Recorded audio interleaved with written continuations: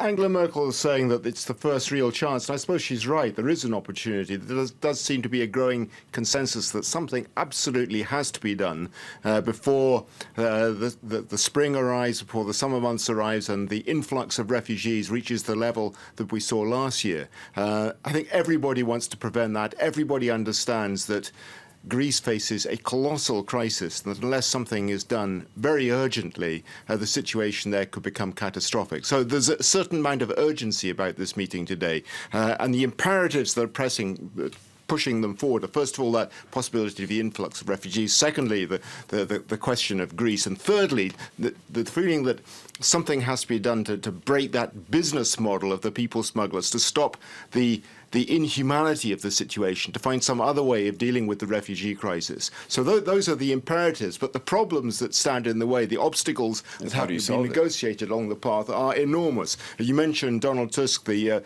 President of the European Council just then. Even he is talking about a catalogue of issues that have to be addressed in the next 24 hours before he and Merkel and others have that meeting tomorrow with Davutoglu, the Turkish Prime Minister. So the Turkish President. So an awful lot has to be done in a very short time. One of the biggest problems is going to be the issue of EU accession. It's not going to happen anytime soon. Angela Merkel made that clear yesterday talking to the Bundestag.